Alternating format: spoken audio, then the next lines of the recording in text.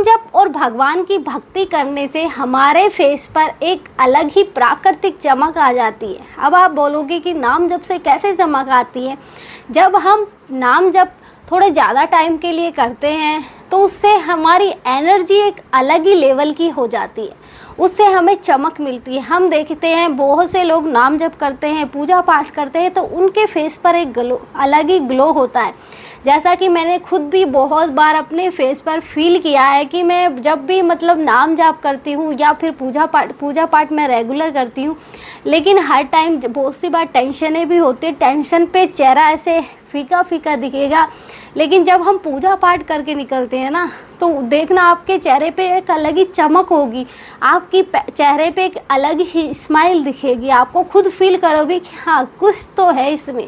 इसी तरह जब हम नाम जाप करते हैं ना, तो उससे हमारे चेहरे पर एक प्राकृतिक ग्लो आता है, या यूँ कहे कि हमारी नेगेटिविटी हमारे अंदर से बाहर निकलती है, उससे हमारे चेहरे पर ग्लो बढ़ता है। लेकिन ऐसे ही नहीं कि 2 दिन गया कि कुछ हो तो है ही नहीं रहा, कैसे करे, मन नहीं करता कि कुछ हो ही नहीं रहा तो क्यों करे, ऐसे ही नहीं होता। जो साधु महात्मा उन्हें देखोगे तो उनके चेहरे पर एक अलग ही तेज होता है ना, कि जैसे प्रेमानंद महाराज जी हैं, वो नाम जाप करते हैं, राधा रानी के भक्त हैं, तो उनके चेहरे पर लगता है कि वो 80-85 साल के होंगे।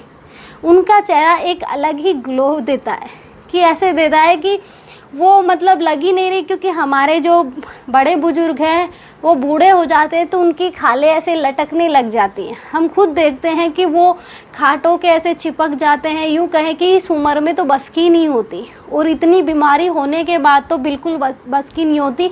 यूँ कहें कि वो पानी का गिलास भी वहीं मंगवाने की कोशिश करेंगे, लाओ हमारे बस की नहीं है, अब तो हमें पकड़ के ले चलो। लेकिन वो इस उम्र में चल रहे हैं, परिक्रमाएं कर रहे हैं, रात को 2:30 बजे वो परिक्रमा करते हैं।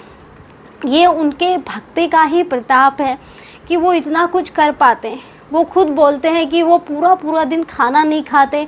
हमारे बड़े बुजुर्ग तो ये बोलते हैं कि मेरे तो दांत गिर गए, लाओ हलवा लाओ, ये बोलते हैं। लेकिन नाम जप में एक अलग ही शक्ति होती है कि हमें वो किसी के अधीन नहीं बनाती, हमें अपने आप पे भरोसा होता है कि हम खुद कर सकते हैं। इसलिए भरोसा रखो और नाम जाप करो। ऐसा नहीं है कि 2 दिन नाम जाप किया, कुछ होता नहीं दिखा तो हम ये सोचेंगे कुछ हो ही नहीं रहा, क्यों करना फिर नाम जाप, 2 दिन से कुछ नहीं हो रहा। वो पागल है लोग जो इतने लंबे टाइम के लिए नाम जाप कर रहे हैं, ध्यान कर रहे हैं। हमारे ध्यान करने से हमारा माइंड रिलैक्स फील करता है, इसलिए ध्यान करना बहुत ज़रूरी है। हमारी टेंशन इतनी ज़्यादा है कि हमारा मन उस ओर हमें जाने ही नहीं देता। नहीं, ये टेंशन है, ये काम नहीं करूँगा तो ये प्रॉब्लम हो जाएगी, ये काम नहीं करूँगा तो ये प्रॉब्लम हो जाएगी। हम प्रॉब्लमों में उलझे पड़े हैं कि किसी तरह से हम निकलना ही नहीं चाहते। इसलिए सबसे पहले हम पूरे दिन में अगर 1 घंटा या आधा घंटा भगवान के नाम नहीं कर सकते तो ये ज़िंदगी का क्या है? क्यों जीने आए हो तुम इस दुनिया में? कि हम देखा जाए तो 24 घंटे होते हैं, 24 घंटे से हम अगर 23.5 घंटे अपने दैनिक दिनचर्या में बिता रहे हैं तो आधा घंटा तो हम उस ईश्वर को दे सकते हैं ना, जिन्होंने हमें ये जीवन दिया है। लेकिन हमें वो पसंद नहीं है, क्योंकि हमें पता है कि उनकी तरफ जाएंगे तो हम इस रास्ते से भटकने लग जाएंगे, जो हम काम कर रहे हैं उससे हम भटकेंगे, ये हमारे माइंड में होता है। देखा जाए तो हम वो काम करते हैं ना कि जो हमें मन नहीं करता फिर भी कर लेते हैं ना, तो ये समझो ना, मन नहीं कर रहा फिर भी मुझे करना है, उसे एक दिनचर्या में शामिल करो कि मेरी शुरुआत तो यहीं से होगी। फिर देखना आपकी जो दिनचर्या है ऑटोमेटिक चेंज हो जाएगी। जो आपके बुरे विचार हैं वो धीरे धीरे ख़त्म होने लग जाएंगे। लेकिन हम वो चीज़ें अपनाना नहीं चाहते। संडे होता है तो 10 बजे तक सोएंगे, वो हमारी दिनचर्या में पूरा हफ्ता मुझे सोने को नहीं मिला तो इस टाइम तो मैं सोऊंगा ही सोऊंगा। तो ये हम सोच लेते हैं कि संडे को तो सोना है बस, सारे दिन खाया पिया फिर सो गया, फिर उठे शाम को फिर खाया पिया फिर सो गया, तो सोने का ही काम सोचते हैं हम, या फिर फैमिली के साथ बाहर चले गए। लेकिन भगवान का नाम कहीं भी बीच में नहीं आया हमारे, क्योंकि हम उस तरफ तो ध्यान ही नहीं दे रहे कि हम इतना लंबा टाइम हमें मिला है, उसमें अगर हम पूरे दिन में आधा घंटा भी ईश्वर का नाम ले लें तो हमारे जो प्रॉब्लम्स है वो ऑटोमेटिक कम होने लग जाएंगी। लेकिन हमें तो भगवान पे विश्वास ही नहीं है। इसलिए अगर आप भी चाहते हैं कि आपके फेस पे एक प्राकृतिक ग्लो हो, तो आप 23.5 घंटे तो अपने काम में बिता लो, लेकिन आधा घंटा उस ईश्वर को दे दो। फिर देखना आप खुद फील करने लग जाओगे कि कुछ तो है उस आधे घंटे में। कुछ टाइम बाद आपका खुद का मन करने लग जाएगा कि हाँ मुझे करना है। खुद फील करोगे कि मैंने आज पूजा नहीं करी, मन आपका ऐसे लगेगा कि पूजा करनी है, पूजा करनी है, ऐसे लगेगा। क्योंकि जब हम अपना शेड्यूल फिक्स करते हैं ना, तो उसमें ये चीज़ें भी हमें फिक्स करनी चाहिए कि ज़्यादा नहीं, आधा घंटा भी नहीं, कम से कम 15 मिनट तो दो।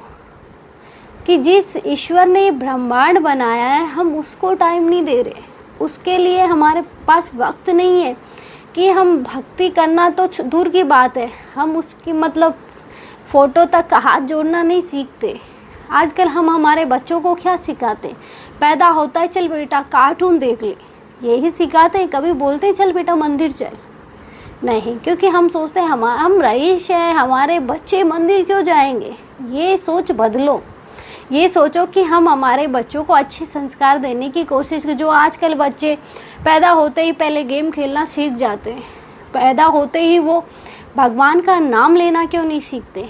या यूँ कहें कि कुछ मतलब हमारी बेसिक नॉलेज हैं, हमारे पुराण हैं, उनको क्यों नहीं पढ़ना चाहते? हम खुद नहीं सोचते। हमारे बच्चे हमें देख के ही तो सब कुछ सीखते हैं, लेकिन हम खुद नहीं करते तो उन्हें कैसे करवा सकते? बच्चों को सिखाना नहीं पड़ता, आप खुद करना स्टार्ट कर दीजिए, वो ऑटोमेटिक आपके पीछे आ जाएंगे।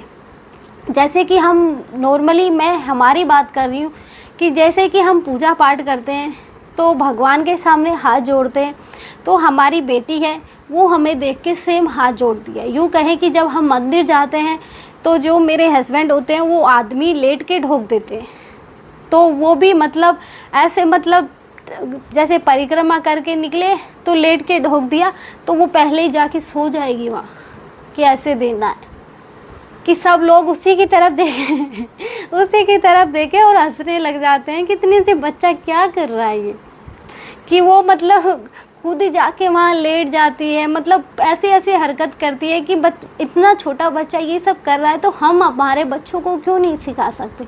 मैं ये नहीं बोलती कि मैं कोई मतलब महान इंसान हूँ कि मैं अपने बच्चे को सिखाने वाले हम नहीं हैं, हम तो एक माध्यम है बस, कि उस ईश्वर ने हमें माध्यम बनाया है अपने बच्चे को इस मार्ग पे ले जाने का। अगर हम कर रहे हैं ना ये चीज़ें, तो हमारा बच्चा भी ये चीज़ें ही सीखेगा। वो जैसे ही फ़ोटो को देखती है, भगवान के मंदिर में जाती है, तो सीधा उसके मुंह से कुछ नहीं निकलता, वो सीधा चाहे कोई भी भगवान हो, शिव जी हो या फिर माता हो, हनुमान जी हो, सबको यही बोलती है माँ माँ, बस सबको माँ। बाकी वो फैमिली मेम्बर में किसी को माँ नहीं बोलती, सबको बोलती है मम्मी। तो बच्चे की मतलब उसी तरह से बच्चा भी हमारे पीछे पीछे चलता है कि हम जो करते हैं वो ही हमारे बच्चे सीखते। जैसे कि किसी के माता पिता शराब पीते हैं तो वो लड़ाई झगड़े होते हैं, तो हमारे बच्चे भी उसी तरह के हो जाते हैं, वो भी छोटे छोटे ही चिल्लाना शुरू कर देते हैं। यूँ कहें कि जब भी लड़ाई होती है तो वो उसमें इन्वॉल्व होना चाहते हैं।